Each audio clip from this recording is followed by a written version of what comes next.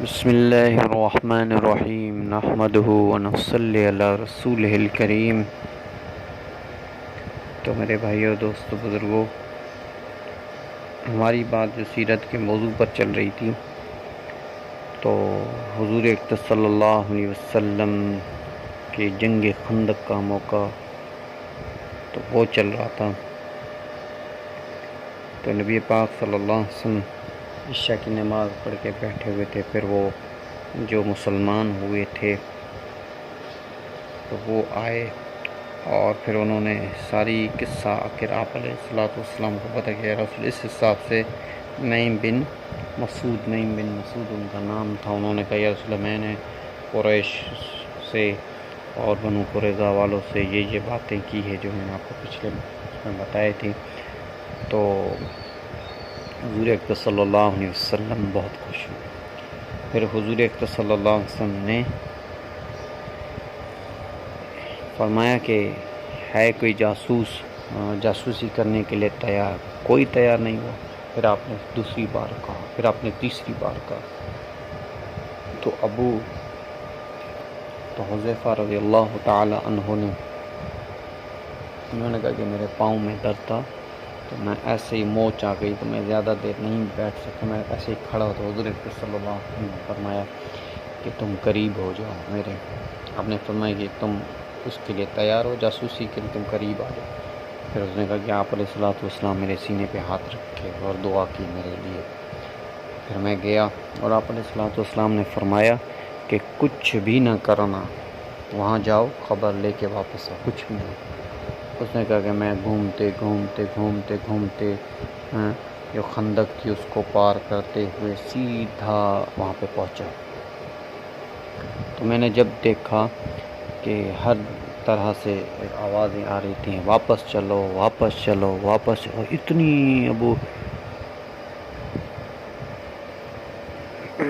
اتنی حذیفہ رضی اللہ تعالیٰ عنہ فرماتے ہیں کہ اتنی تیز ہوا تھی، اتنی کہ پتھر جو تھے وہ اڑ کر ان کے خیموں میں لگتے، ان کے خیموں کی رسیاں ٹوٹ جاتی اور پتھر اڑتے ان کے جانوروں کو لگتے، ان کے جانور زخمی ہو جاتے، ان کے آدمیوں کو لگتے، ان کے آدمی زخمی ہو جاتے۔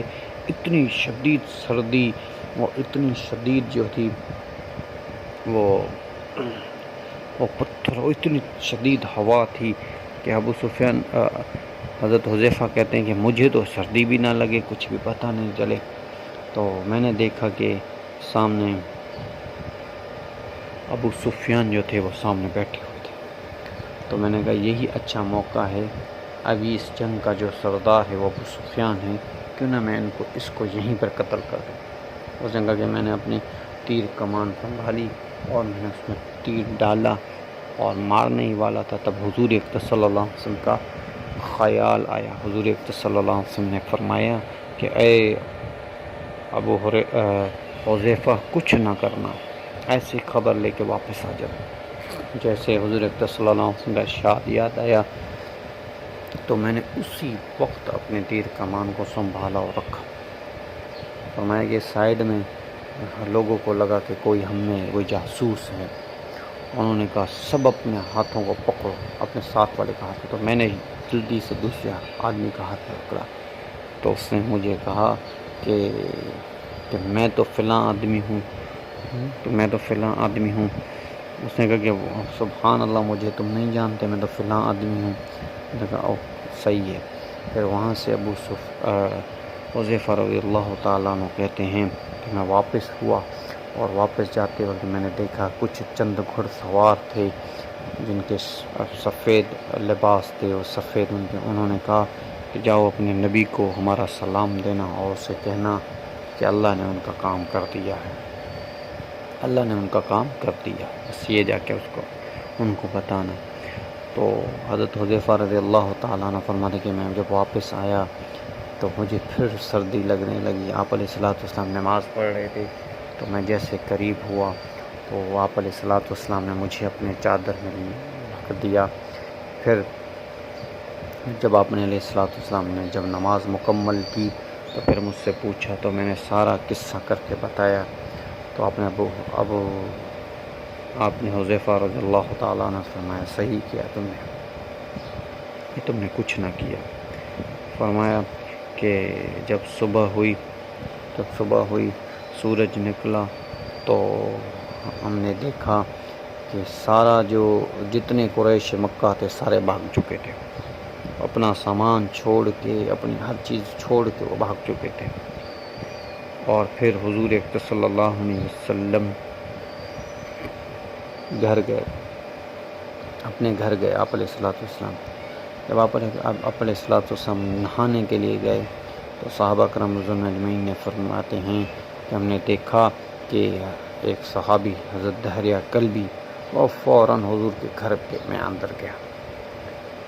تو تھوڑی دیر کے بعد حضور نکلے، دحریہ کلبی گئے، وہ جبرائیل تھے، اور جبرائیل گئے وہ آپ علیہ الصلوۃ والسلام نے کہا یا رسول اللہ آپ نے تو اپنے زرہیں اتار دی ہیں، پر اللہ نے ہمیں ابھی تک حکم نہیں دیا ہے کہ زرہیں اتاریں، اور اللہ کا یہ حکم ہے کہ تم فوراً ابو قریظہ والوں پر حملہ کرو، محاسبہ کرو ابو قریظہ والوں، کیونکہ ابو قریظہ والوں نے آپ کے ساتھ غداری کی ہے۔ تو فوراً اس وقت میں تو جیسے دحریہ کلبی نکلے گھر سے اور جانے لگے تو انہوں نے کہا یہ دحریہ کلبی، آپ علیہ الصلوۃ والسلام نے فرمایا کہ نہیں، دحریہ کلبی یہ جبرائیل علیہ الصلوۃ والسلام تھے جو بنو قریظہ والوں پر حملہ کے لیے جا رہے ہیں۔ اللہ نے فرمایا کہ تم لوگ بھی جاؤ۔ آپ نے فرمایا کہ کوئی بھی عصر کی نماز ادا نہ کرے مگر بنو قریظہ کے پاس۔ تو کچھ صحابہ رضوان اللہ اجمعین گئے اور عصر کی نماز، کچھ نے کہا کہ بھئی وقت نکل جائے گا، کچھ نے کہا کہ آپ علیہ الصلوۃ والسلام کا ارشاد تھا کہ بنو قریظہ میں ادا کرنی ہے، کچھ نے کہا نہیں، آپ علیہ الصلوۃ والسلام کو جو ارشاد تھا وہ آپ نے السلام مدینے میں ادا نہ کرو، یہاں سے نکلو، وہاں پہ پھر راستے میں وہ کہیں ہو یہاں سے۔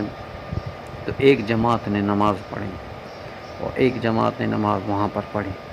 تو جب آپ علیہ الصلوۃ والسلام کو بتایا گیا تو آپ علیہ الصلوۃ والسلام نے کہا کہ دونوں جماعتیں حق پر ہیں، کہ دونوں جماعتیں حق پر ہیں، جنہوں نے پڑھی نماز وہ بھی حق پہ ہیں، اور جس نے چھوڑ دی میرے حکم کی وجہ سے وہ بھی حق پر ہیں۔ عصر کا ٹائم تھا وہ۔